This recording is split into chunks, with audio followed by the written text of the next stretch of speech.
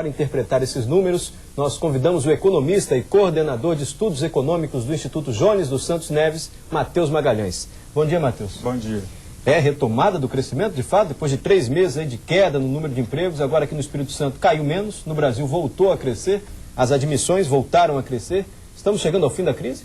Eu acho que, dado o cenário atual, ainda é um pouco cedo para a gente falar num padrão robusto de retomada do crescimento.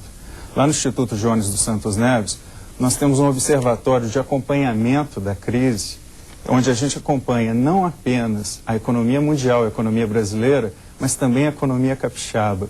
E pelos números que a gente vem obtendo ultimamente, ainda parece cedo para poder falar numa retomada do crescimento. Até porque, meu Matheus, se a gente for olhar, olha, em fevereiro desse ano foram criadas 9.179 vagas. Em fevereiro do ano passado foram 204 mil. Quer dizer, um cenário oposto, né?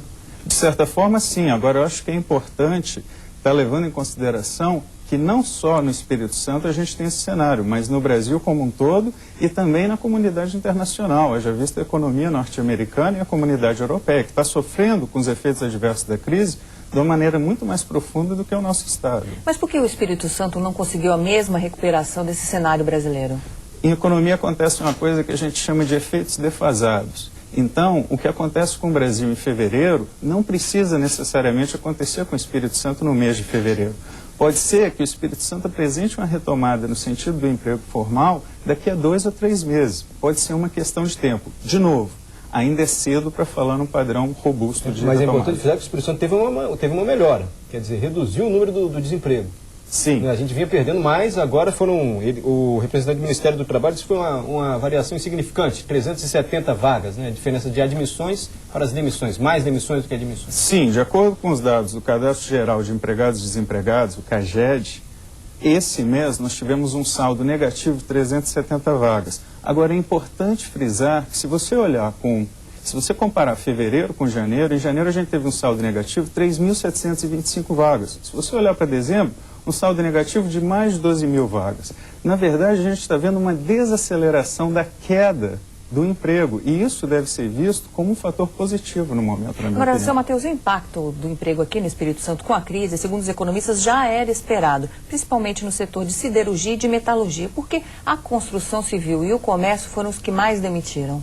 Porque, novamente, a partir do momento que eu tenho todo um encadeamento na economia entre setores, se eu tenho um setor feito a construção civil que depende tanto de outros setores e dos quais outros setores também dependem, a gente diz que tem encadeamentos para frente e para trás, a partir do momento que outros setores acabam sofrendo com a crise, isso impacta sobre a construção civil e o que acontece com a construção civil acaba impactando sobre outros setores, numa espécie de efeito dominó, que os economistas chamam de efeito multiplicador, às vezes. Então a construção civil é um bom termômetro aí para a gente medir o crescimento ou não da economia. De certa forma, sim, mas, de novo, acho que é preciso cautela a analisar esses números. E o comércio? O comércio foi o setor que mais demitiu. A gente mostrou essa semana aqui no Bom Dia também que houve uma redução do crédito, uma redução da procura do crédito. As pessoas estão procurando menos empréstimos. O que você acha que isso precisa ser feito para mudar isso? Como é que se facilita, se aumenta o crédito? Esse é um momento extremamente adverso e, de acordo com os dados que a gente tem lá no Instituto Jones dos Santos Neves, a gente está chegando à conclusão que a crise atual é principalmente uma crise de confiança. E o que acontece nesses momentos? O investidor ele fica receoso de investir simplesmente porque ele tem incerteza quanto ao que pode acontecer amanhã. Por conta disso, o crédito fica mais escasso para quem concede. Tem gente que não está procurando tanto o crédito feito, costumava procurar, e você costuma ter uma crise de confiança generalizada na economia. De novo, não só na economia capixaba, mas na economia mundial. Essa queda no comércio a gente pode relacionar com as contratações temporárias em dezembro? De certa forma, sim. Matheus, para a gente encerrar, você acabou de dizer que a crise não é só aqui, não é só no Brasil, uma crise mundial. Sim. E o Espírito Santo é uma economia muito voltada para o comércio exterior, sim, as nossas exportações. A gente perde mais com isso? A princípio, os impactos da crise podem ser um pouco maiores aqui pelo fato do Espírito Santo ser uma economia muito aberta, muito voltada para o comércio exterior. Agora, é bom ressaltar que a economia capixaba vem apresentando um dinamismo muito grande ao longo do ano de 2008.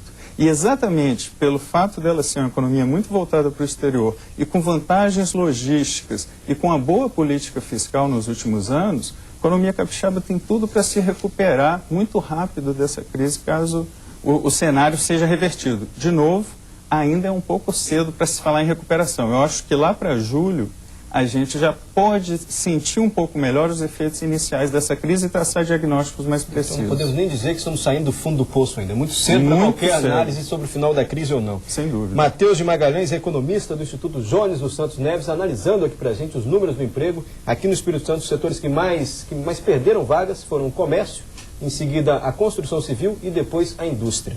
Muito obrigado pela participação aqui no Bom Dia, viu? Eu que agradeço. Obrigada. E ainda falando de crise, na segunda-feira o Bom Dia destacou a dificuldade enfrentada pelas empresas fornecedoras